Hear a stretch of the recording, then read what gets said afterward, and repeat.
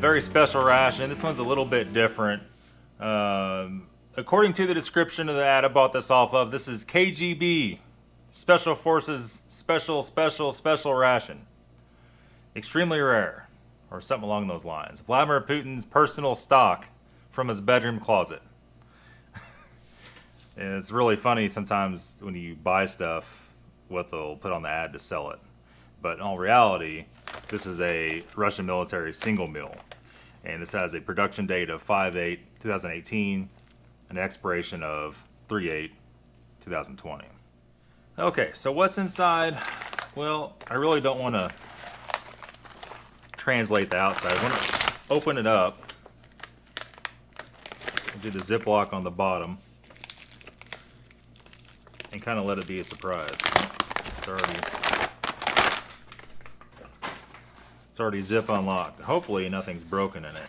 Where is the top? There it is. So right at the bat we have a fairly good sized pouch of apple jam, apple butter. I think that's more of the jam. Then we have, uh-oh.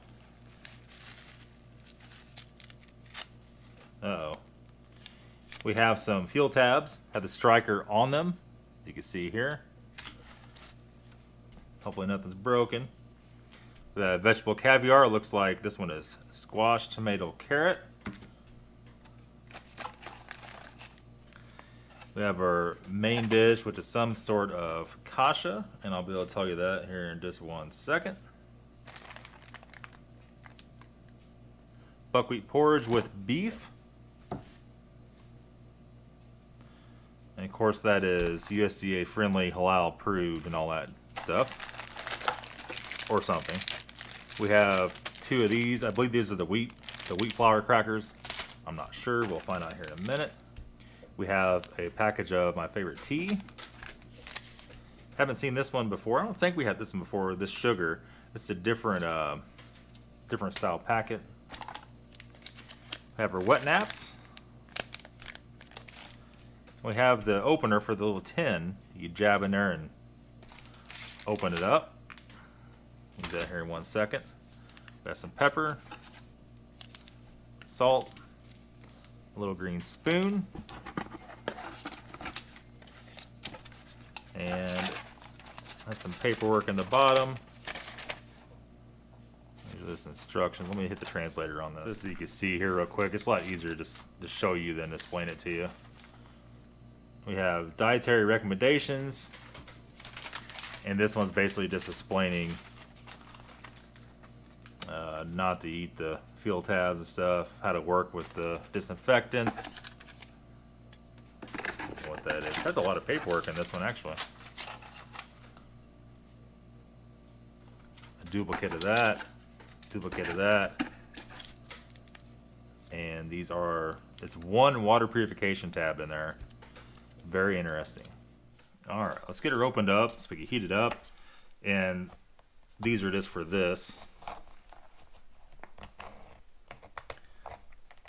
It works okay. I mean, obviously a knife works a lot better.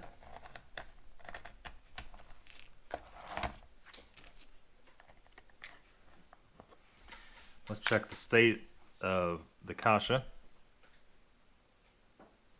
Smells fresh. No perfume scent to it.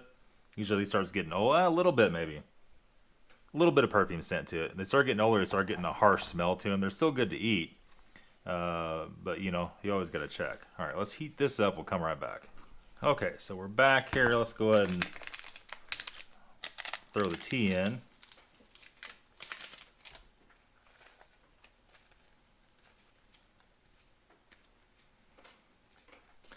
It seems like all the Russians don't really like this tea too much, but it actually is a really good tea. So we're going to set that back off to the side. Let that do its thing. I think this has finally cooled down enough. Put it on there. But it's still like the center isn't really heated up as good as it could be. You can see a piece of beef in there. And of course the buckwheat. Let's give it a taste and see.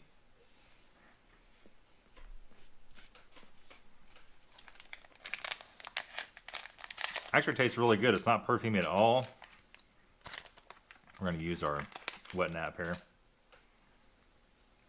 you don't know how these work, the white one's for your hands, and the green one's for the silverware, which I already forgot about before I stuck it in the food, so that's the way that goes. A nice good wet nap. Don't smell like hardly anything whatsoever. The kasha is actually pretty decent. It is a little bit on the dry side. And most of the time we have Tashanka with it. We could put some of the juice in there. This time is not that way. The vegetable caviar. I'll try that out. Try not to spill it. There we go.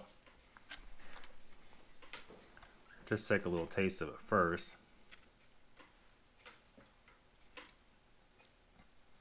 That's actually very nice.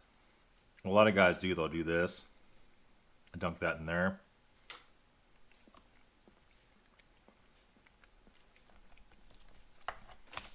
Does actually bring a lot to it. It's more of a stew at that point than just buckwheat and beef. Before we give her up here, we're gonna. Where's my midget cleaver at?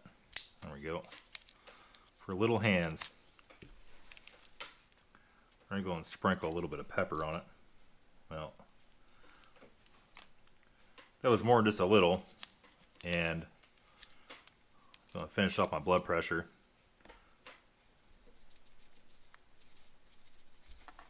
Sprinkle some salt on it.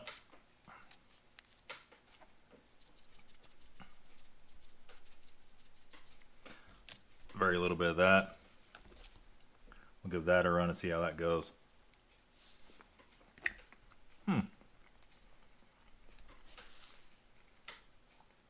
Salt and pepper does bring a lot to it.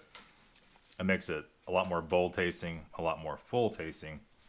It doesn't have that, I don't know, the blank taste to it, you might say, that sometimes the kasha could have. All right, so let's go ahead and try these crackers out next.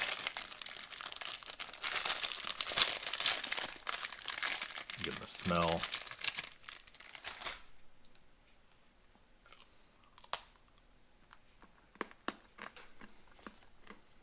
Don't smell stale at all. It tastes really good. Not bleachy at all. A little bit hard. Jeez. And the Russian crackers are always very mild. They're not salted or anything. Do a little bit of this.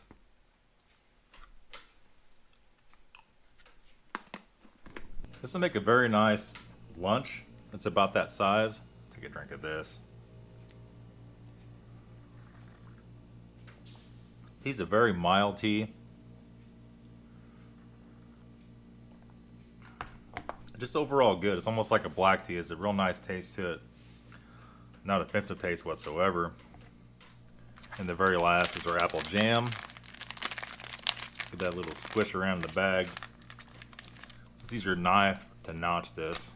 It's a lot easier to eat it if you don't tear it down the side like I just did.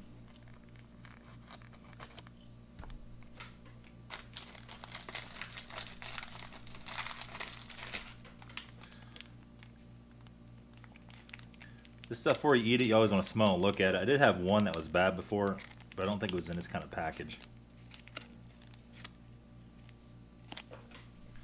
There you go. This is more of the jam, you might say. Yeah, so that's pretty much going to be it. A really good ration. It's more of a lunch ration, like I said. Considering it was Vladimir's personal ration, I guess. Personal ration. It was overall pretty dang nice. That's going to be it for today's video, guys. Stay tuned. I know somebody that knows somebody that knows somebody's cousin's uncle, sister that has a bunch of these Russian rations. And I have a bunch, so we're gonna keep doing some of these coming up. Put another video out within 2 or 3 days. That's gonna be it, guys. Thanks for watching. Have a good day. We'll see you later.